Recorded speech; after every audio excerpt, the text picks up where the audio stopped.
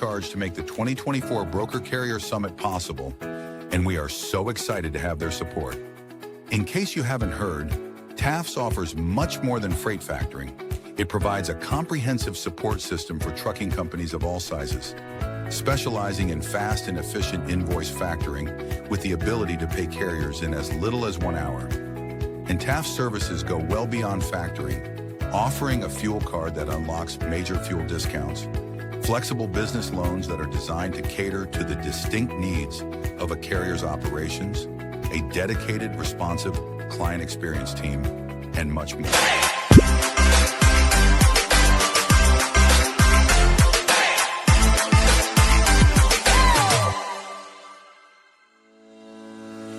Black Box Logistics is a 3PL freight brokerage based out of Birmingham. Alabama Black Box Logistics was formed in 2020 by 3 friends, Logan Dyer, William Graves, and Will Hopkins, in a basement office with the goal of bringing transparency around the clock communication and hassle-free customer experience to the table.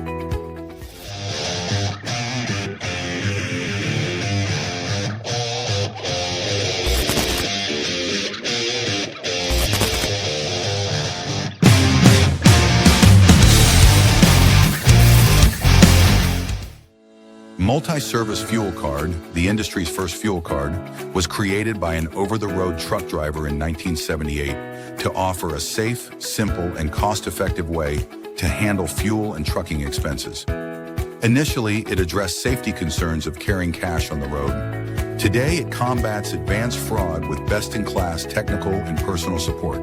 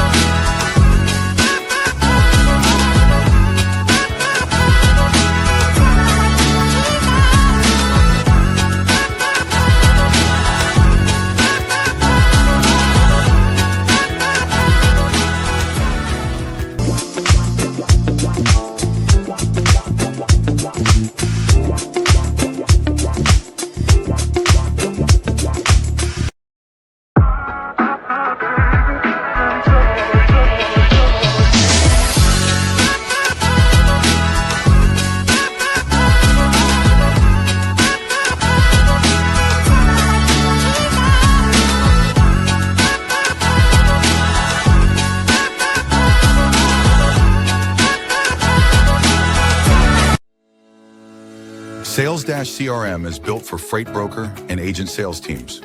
Manage your shipper prospecting and follow-ups. Organize your carriers in the lanes they run.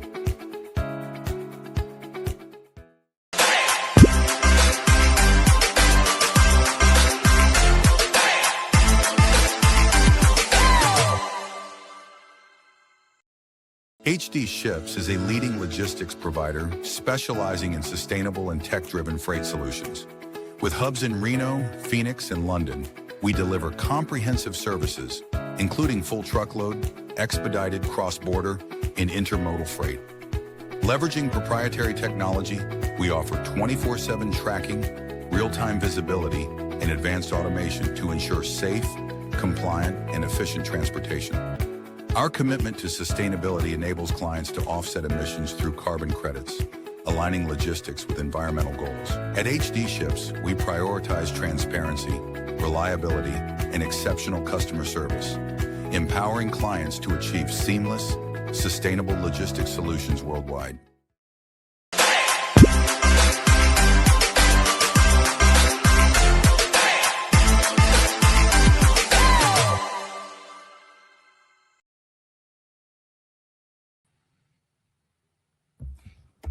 What's up? Happy Friday. Happy Friday. Sorry, I guess the countdown went faster than normal. I was looking down my phone and all of a sudden I see we're live.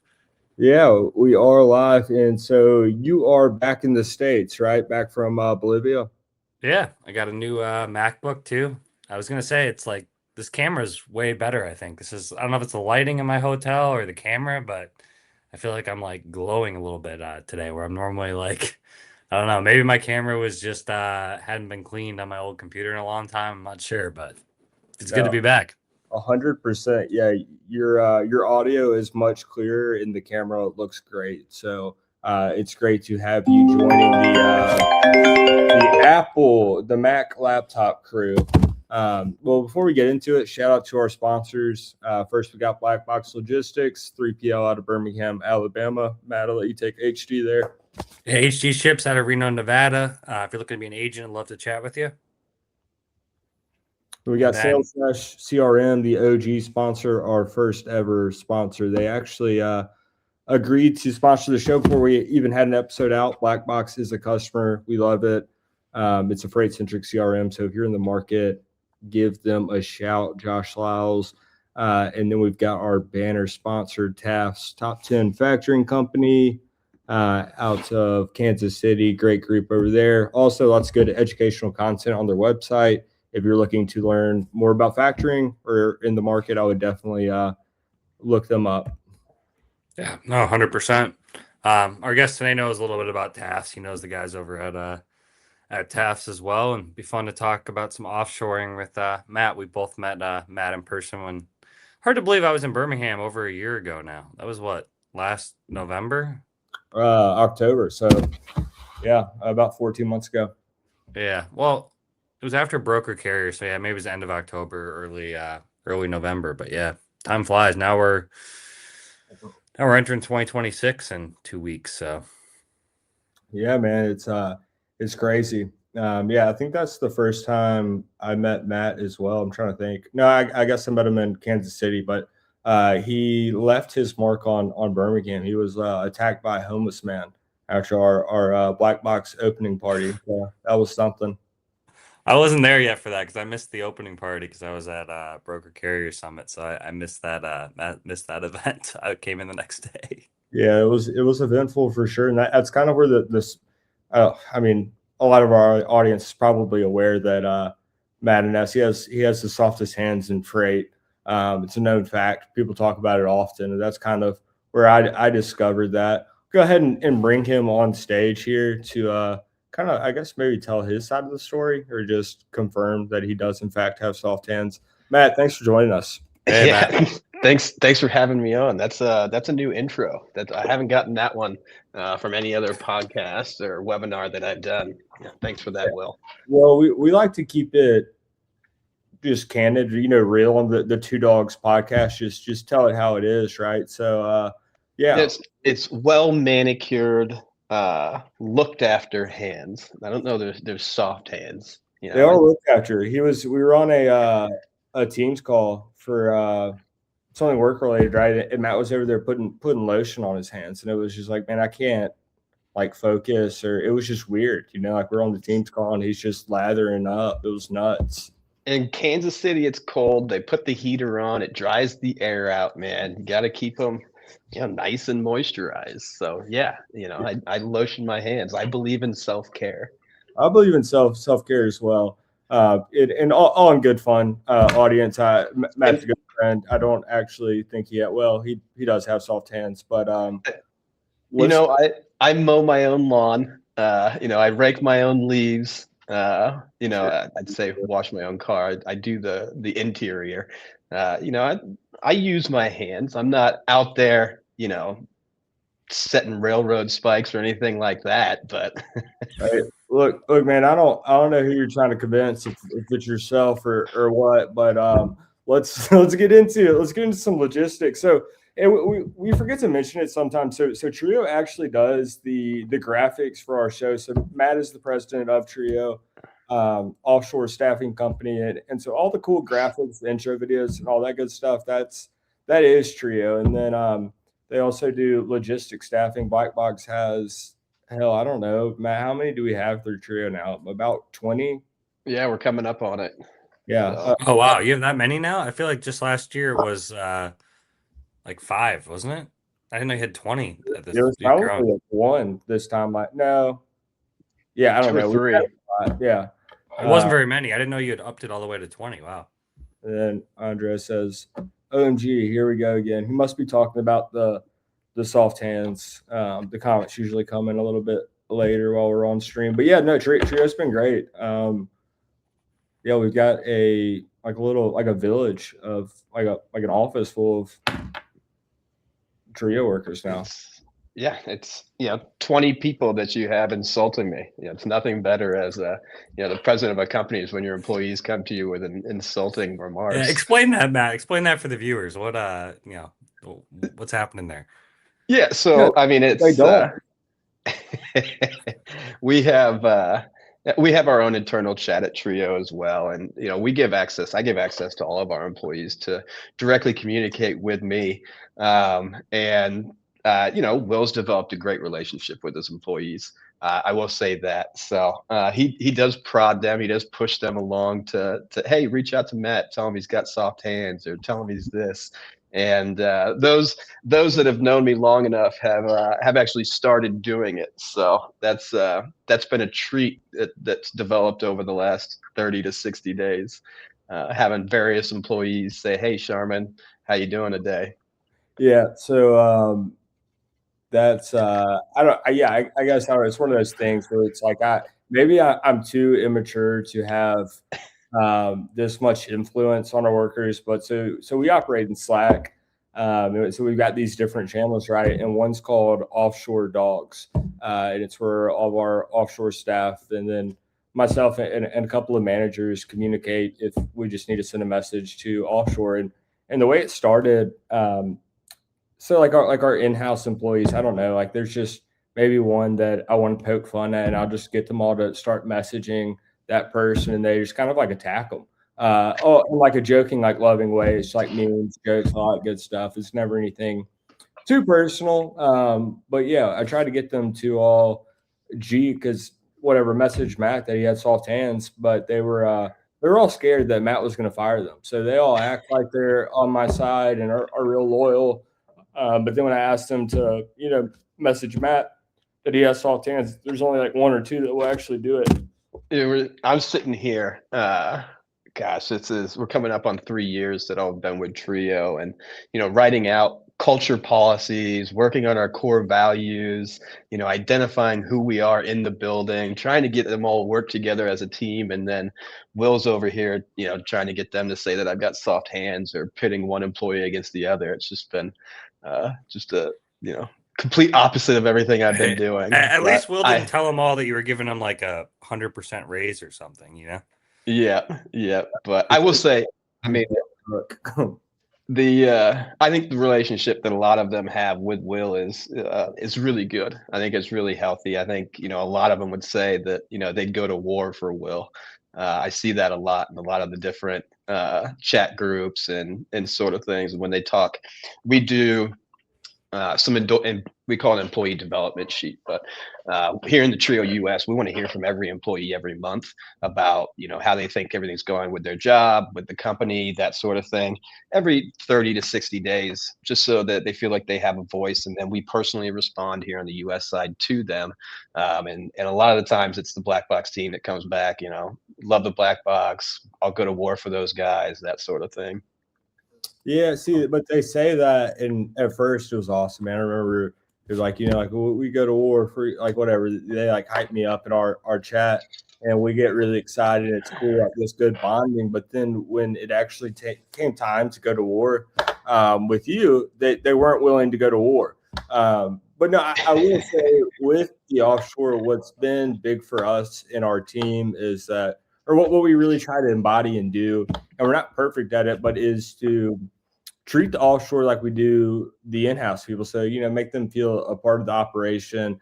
And like part of our culture is like, we like to have fun. We like to be serious and provide an excellent service, but at the same time, we want to have fun while we're doing it. So some of that's just banner, being a little playful here and there, cracking jokes. And we like to get them involved with that. It's been great to really see their personalities and get to know them. Yeah, I mean, these people that I've never met in person, but I feel like I know them. And we're actually going to Philippines in February. So I'm going with no way. With really? Matt. Yeah, so we'll go down there and I'll get to meet them. I didn't think you'd ever go. I think that's great though. I got to meet our Colombian team. We have 15, now 20 maybe reps in Colombia, and my first time leaving the country. It was it's a great decision. It's great meeting them, and I think you'll enjoy it too, Will. I think you hit the nail on the head. It's culture. And that's one thing that we push for a lot of our clients is just kind of how can we instill the black box culture within our employees over there. Getting over there, meet them, see the Philippines, you really kind of get to embrace it. We try to do it with like our colors and how we act and like our website, just trying to put out a little bit of the Philippine culture for our US clients to see. But yeah, I think it's going to be great. Kind of hop over, see them, meet them. I know they're all super excited to meet you. They're currently right now, I don't know if they sent you any images, but they're all decorating for Christmas. Have they sent you any images? No, I haven't seen any images, but I'll have to ask for some. Man, so speaking of images and their culture, man, Filipinos love Photoshop. Every single trio employee that we have is just like a killer with Photoshop. I don't know what it is, but they love it and they're really good at it. Yeah. So They quick with the memes too. Yeah, they're funny. So getting this back a little bit to logistics, 'cause I think we were like 20 minutes in here, but what did they exactly do for you, Will? Are these track and trace? Are they what are your reps? This question for you too, Matt. Are they doing carrier sales, track and trace? Like what kind of jobs are being performed? So quite a few, but the main one, so the way Black Box is set up, half of our office is pure cradle to grave, A to Z, and then the other half is, it's basically like cradle to grave 2.0, like pod style. It's a team. So the idea is employee comes in day one, is cradle to grave, and they work their way up seller levels until they finally graduate to new position, which is SAM, senior account manager. So account manager to senior account manager. And at that point, we build a team around them. And that standard team build out will be SAM at the top escalation point, and they'll get CSR, which is usually in-house. And then they'll get carrier sales, most of the time in-house. And they'll get data entry, track and trace, which will be offshore through Trio. So we've got about like 8 between those positions for our different teams, like 8 to 10. We've got we've got 2. One that does weekday after hours, one that does weekends. We have an LTL team lead. We've got track and trace for some of our cradle to grave team leaders. Trying to think what else. So Your door just open? Do what? Is your door just open? Yeah, Abby just got home. That's why I kind of was thrown off track, and then the dog started whining because she's all. I heard a big bang. I was like, are you all right? Yeah, it's crazy. I was like, hey, I've got this podcast at 3, and I do it off my laptop, and my phone's connected. It's a Mac, and then she just like starts calling me back to back, like as we're going live. I'm like, what are we doing here? But yeah, like I said, working from home for the second half of the day. I guess it's the pre-show. We did our Christmas celebration today and cut everybody at noon to work from home. Do you have a dog, Will? Do what? Do you have a dog? Abby has a dog, and I have started claiming it as my dog. So the dog will keep quiet during the podcast? Yeah, the dog's great. She gets excited when somebody gets home and like starts making noises. I don't really know how to describe the noises because it's not a bark. It's like a whining. Like she gets really excited. But other than that, yeah, she just sleeps all the time. Like 19 hours a day probably. Yeah. I don't even know where you are, to be honest with you. Like I don't recognize. I've obviously been to your house, but I don't even recognize. Are you like right by the front door at that table? No, I'm at one of the dining room tables to the. Okay. I don't know. I'm just in a room. I don't know how to explain it. I don't remember being that decorated, like you having your shoes and stuff on the background and all that. Maybe Abby helped you decorate the place over the last year. No, man, I decorated most of it. She's got we have a ton of Christmas decorations up. We're hosting I'm not gonna get into it. It's some kind of party event thing. Tomorrow it's Christmas themed, so there's like snowflakes all over my house and just candy. It's a lot's going on right now. Is he doing like a Friendsmas? Man, so we're doing I'm gonna need to give some context on this. It's a murder mystery game. So and you purchase it, and so there's 15 people coming, and every person is a character, like a Christmas character, and they all get like a PDF was set which describes how their characters should act, how they should dress, and then there's a story that will play out. And I mean, like we've got envelopes with the name, you got money for the game, and it's just a whole thing. And so yeah, it's a murder mystery game. Nice. Yeah, it should be. I don't know. It'll be interesting to say the least. Her birthday is on Sunday, so it's like for her birthday, she wanted to do a murder mystery night. So here we are. Definitely. I'll circle back and just answer your question. The data entry, order entry is what we're doing, Matt. We do a lot of track and trace. There's an LTL coordinator, and just kind of some of the things that really work out for Will is just been the SOP creation. We create LMS courses. So like Black Box has, I think, 5 or 6 LMS courses.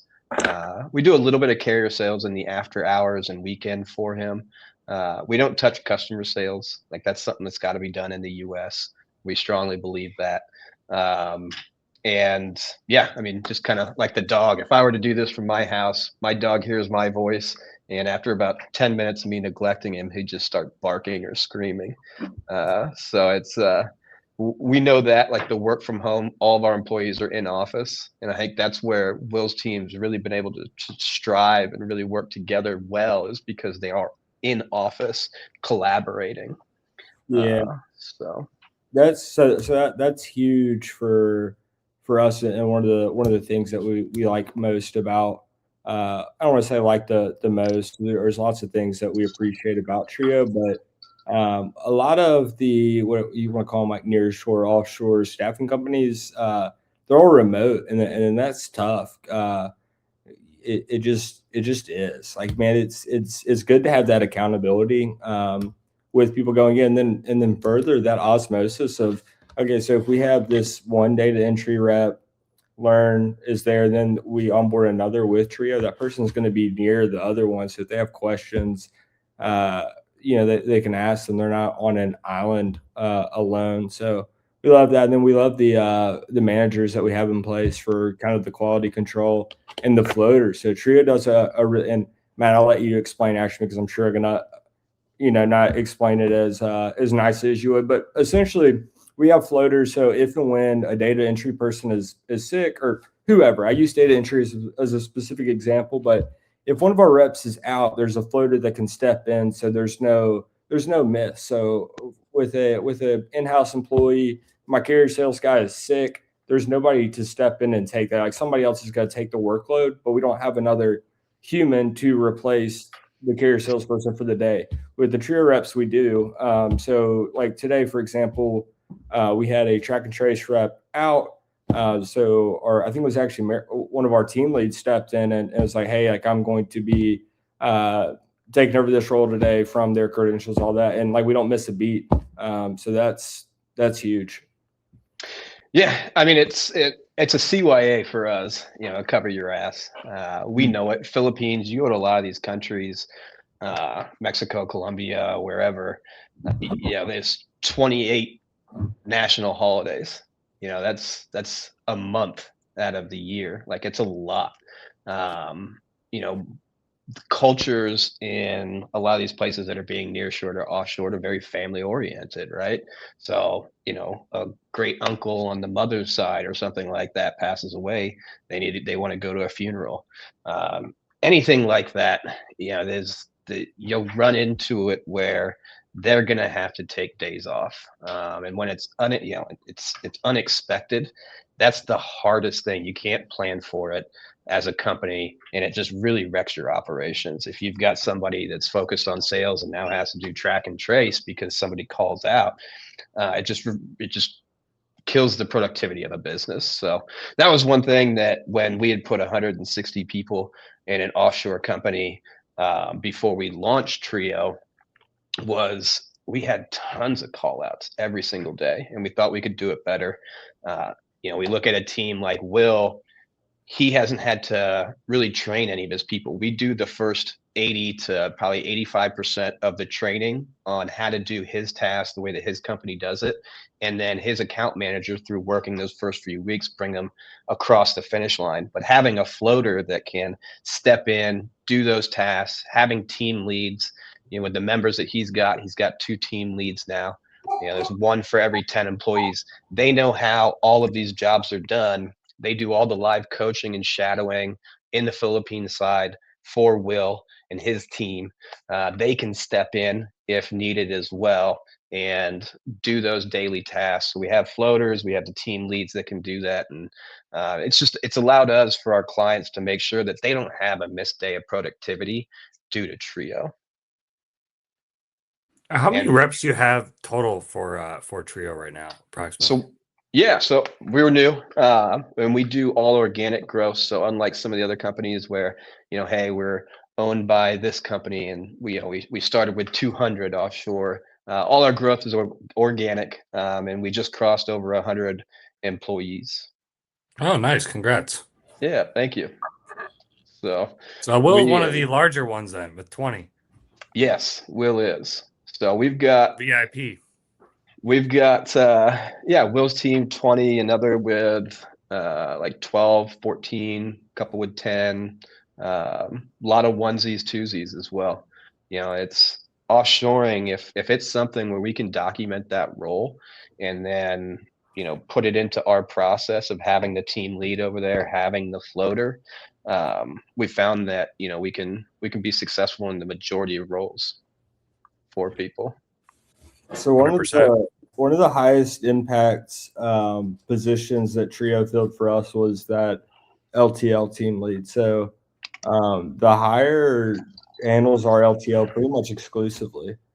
So we're primarily we are a full truckload brokerage, and say 75%, 70% open deck, maybe 20% van, then 10% box trucks, sprinters.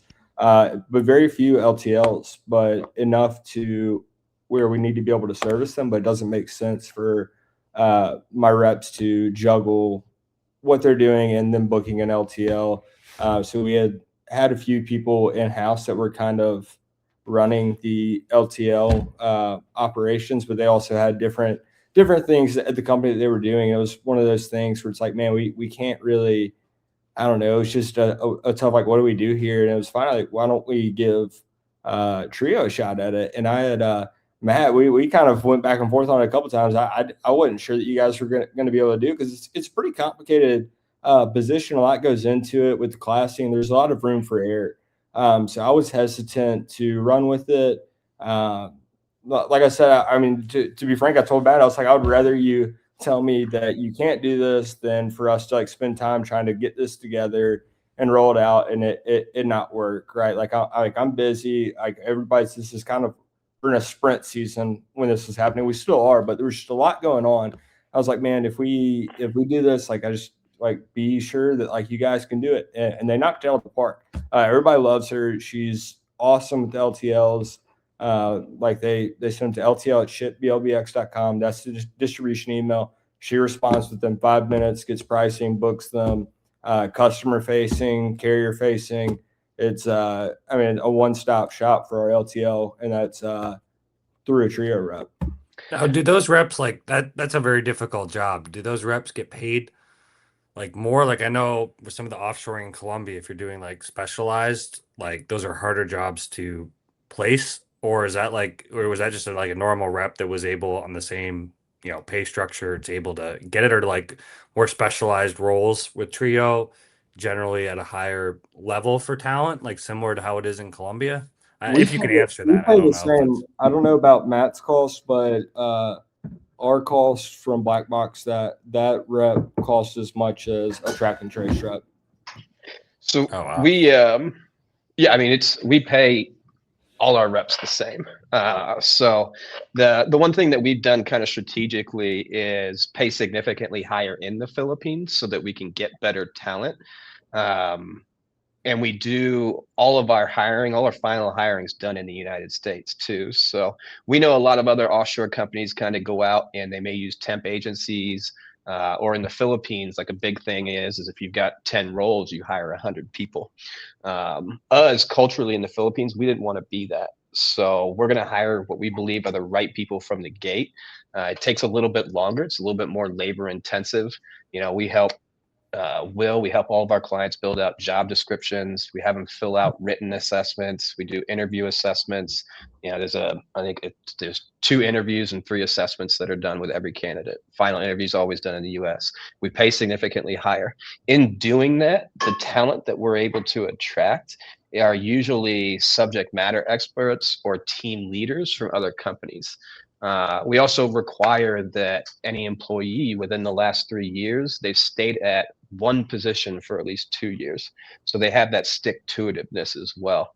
So we can bring in people that, are used to leading, being managers, that sort of thing, do production tasks for Will, like that LTL or the data entry, and really just kind of thrive and not have to work on, more of like a commission type schedule.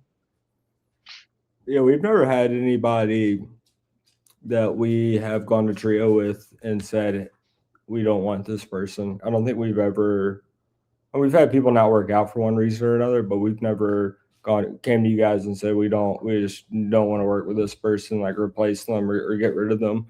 So we've been very happy with all the reps we've been provided with. Yeah, I think I know we've had people leave. It's going to happen.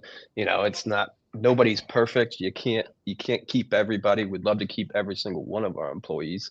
But that's, like I said, that's part of the CYA of having the team lead there, us, helping out with that learning management course and the SOPs, having everybody in office, having the floaters so that the floater can either just step in or we can get somebody up to speed, real quick. I think a week has been the longest, Will, that we've kind of maybe had that we had to get somebody up to speed. So yeah, it's always been quick turnaround.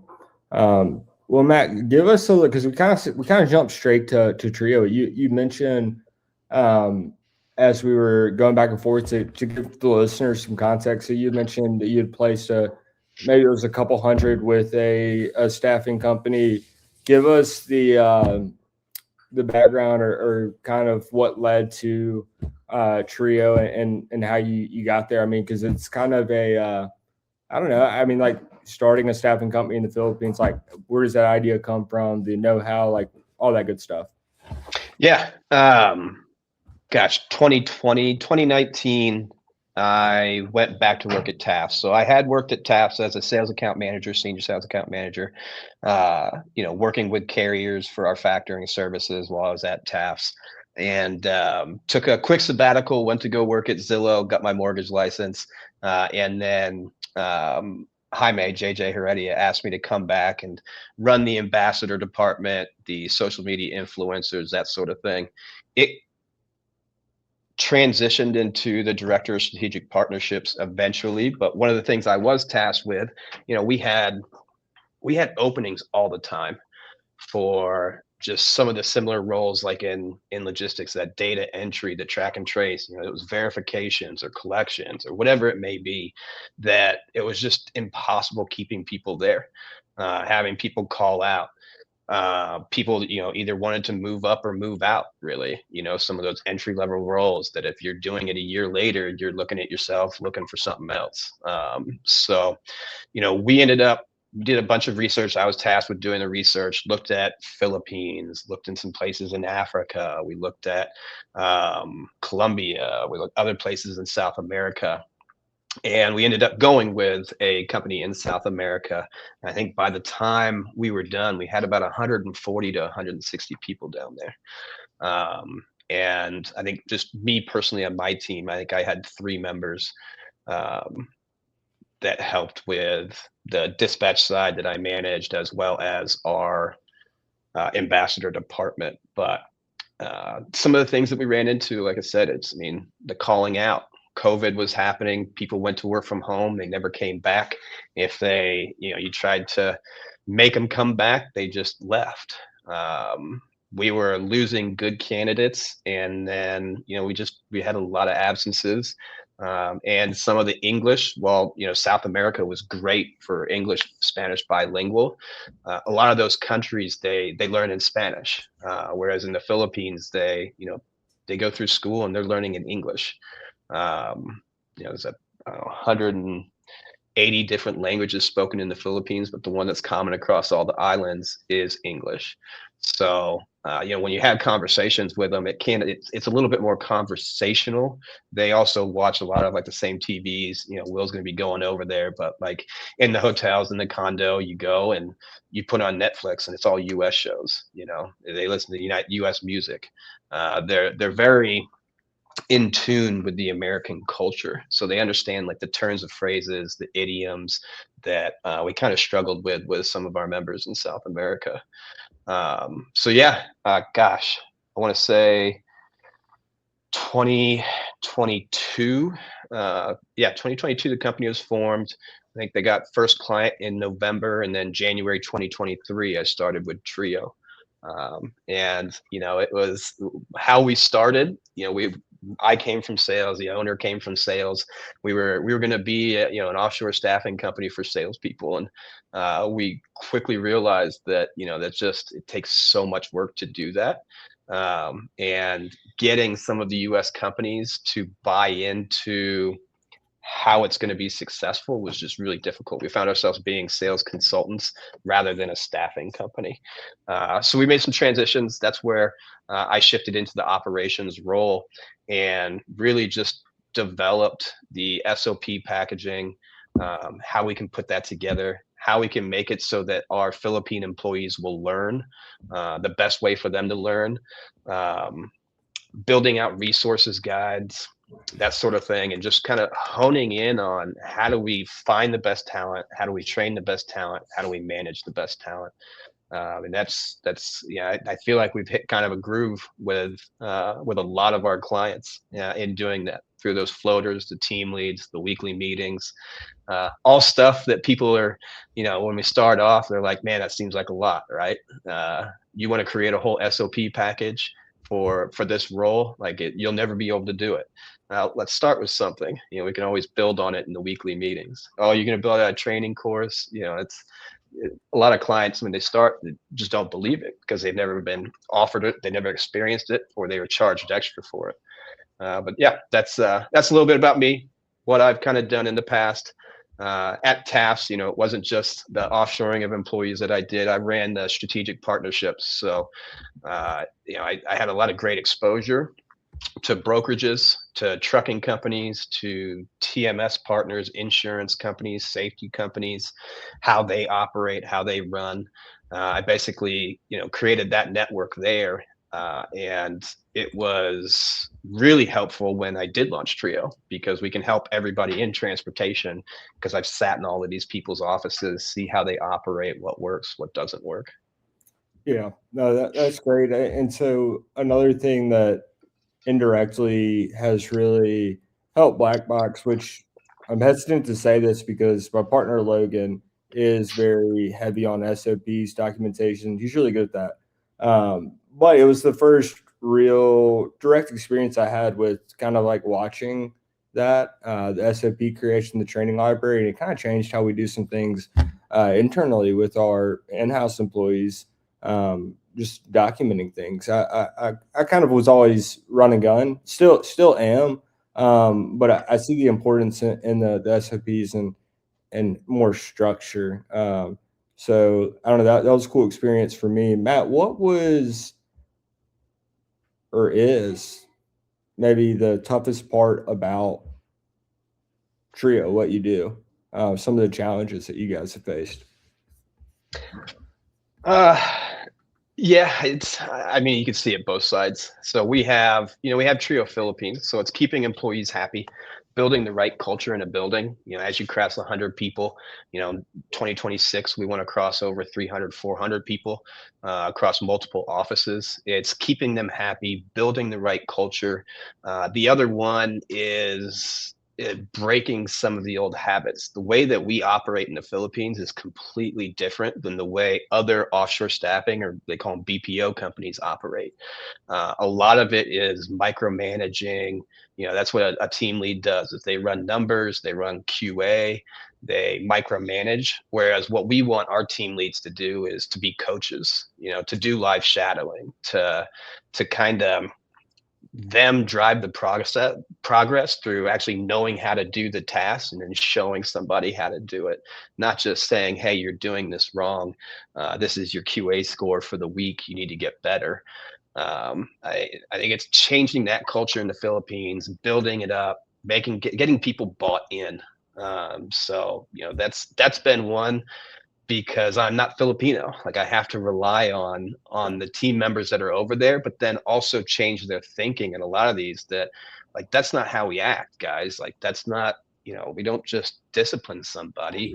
It's got to come with, how can we make it better? Like, how can we take this as a learning opportunity to build out a resource item or a training guide or something like that to make better, this person either better or the next person better. So that's been one. I think on the client side, we do expect a lot from clients. We want to meet weekly. We want to know, how are we doing? We talk about the SOPs. Everybody will say, you can't document it all out the gate. And you're absolutely right. Like, you can't. But SOPs are living documents, and you can add to them. So, God, I mean, I don't know how many times, I think it's every couple of weeks, Will, that we're making a change to your SOPs, adding something, removing it, that sort of thing. We can't do that unless we have constant engagement from our clients, right? So, Will, I think we meet once a week, once 2 weeks. Sometimes it's 15 minutes, sometimes it's 45 minutes. We don't want to take too much time from our client, but we also want to, God, if we've got 3, 4, one member, really, if it's just one member, or 3, 4, 16, 20 members, let's talk about it. How can we make it better? How can we build their knowledge base? Yeah, we've got some comments here. I don't want to miss. Jaime says there's armies built over there. Chris said can vouch for the trio talent as well. And then Andres back says, Matt D should try Philippines too. Diversification of outsourcing teams has proven to be very successful. Matt, what would you? Andres is a man. I'll just throw that out there. Yeah, he's funny. I like him a lot. He's probably a better salesman than me too. You're not going to leave a client meeting without Andres going, "Hey, can we get you, any other roles?" Yeah, he does a great job. He is. Yeah. Now that you mention it, yeah, he really does. Yeah, he has to do a good job, because, like, I was thinking through this whole call, with as many, for Will's size of company, having that many offshore reps is like probably the most I know of a company Will's size. So it's like, you guys have to have a very good sales team too. Yeah. Like, I don't think I know any company in your revenue. Like, I know roughly your guys' revenue that has that many offshore reps. Yeah. So it's just made sense for us especially as things kind of like tighten up, and then we got heavier on the team model. We really like what we're doing, and plan to continue building out more of those pods, teams type things. Matt, another question for you. What do you think are some things that maybe common factors that you think companies, I'm trying to think of how to phrase this, things that companies get right when they're trying to offshore, and then things that companies get wrong when they're trying to offshore? I mean, getting right, I think it depends on, have they done it before, or are they new to it? We've had some companies that have been really good about, like, this is what we expect from your employee, right? This is exactly what we want. I can tell you that a lot of our clients do a really good job with kind of easing them into the role, especially with like the first employee of, hey, let's have you just do this one task, and then let's add this task, and then let's add this task. We've had a lot of clients that are great at doing that. We have one that does trip auditing, like it's kind of data entry. And we started with like 3 customers that we were doing trip auditing for them, and we're up to 59 now that we're doing it. And it was just piece by piece by piece. A lot of companies that come in don't really, they're not just trying to throw everything at the people all at once. So that's been really nice to see, and we see that across a lot of our clients. What's not done well? I mean, training somebody in the US is different than training somebody in South America or training somebody in Philippines or Eastern Europe or wherever it may be. So, kind of relinquishing some of those duties. I mean, it's not easy, right? This is their company, it's their baby. Giving up some of that training can be difficult.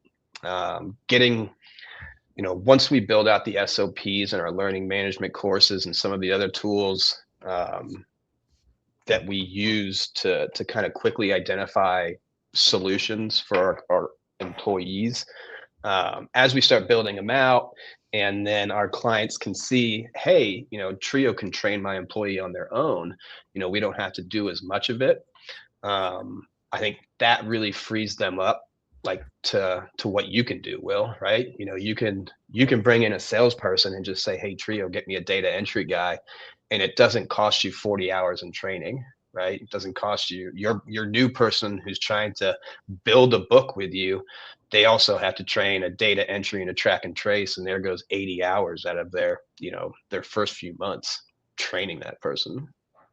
Yeah. I mean, so there's been some companies in Birmingham who unfortunately went under in the last couple of months, and we got a few of their sales guys. So that was really nice to be able to bring them in, and within like 2 weeks, they have a fully functioning team, and that includes some of the Trio people as well.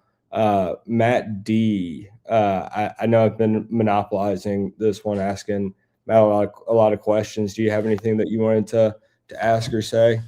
No. I mean, we talk to Matt all the time, so you think you asked a lot of really good questions, and yeah, it was a good show, Matt. And we'll have to see you, in person coming up here soon. Well, you see Will, but I'll have to.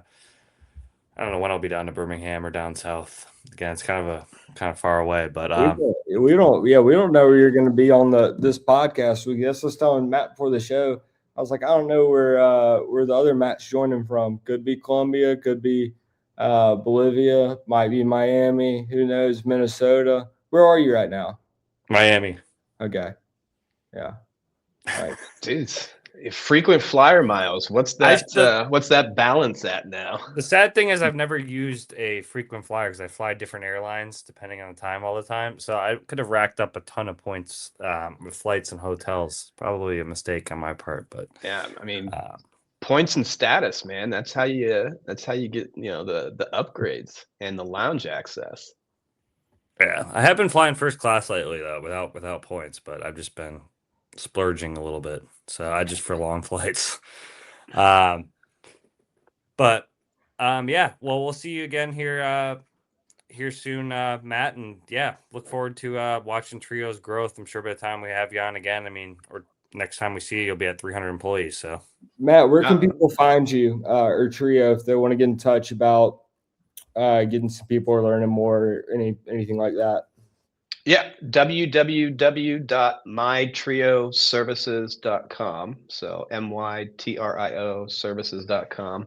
That's our website. A lot of great information on there, kind of some of the transportation sectors that we help in our About Us, our solutions page. As well, they can visit us on LinkedIn, Trio Inc. You'll see teal coloring. You'll see the triangle logo. And then here in 2026, we're going to be launching a TikTok channel. So Very soon they'll be able to catch us on TikTok. Now it's all going to be lighthearted. It's not a very serious. It's going to be a kind of like a bunch of parodies about operational efficiencies and some myth busting of offshore staffing. It's really just going to be a fun, lighthearted intro to Trio, so they can catch us there. And then LinkedIn and our website, best way to get a hold of us. Yeah, I might have to re-download TikTok for that. Well, Matt, yeah, thanks again for joining us. You've been an excellent guest, and it's been a great conversation. Man, I love it, guys. We'll have to get down, do the Robert Trent Joe's golf trail, or if you guys are coming up for the BCSKC, get together for a round. Yeah, 100%. Sounds good. Have a good weekend, Matt, and thanks again. Thank you all. Happy holidays too. All right. That was fun. I knew that would be fun with Matt. Matt's always entertaining. Yeah.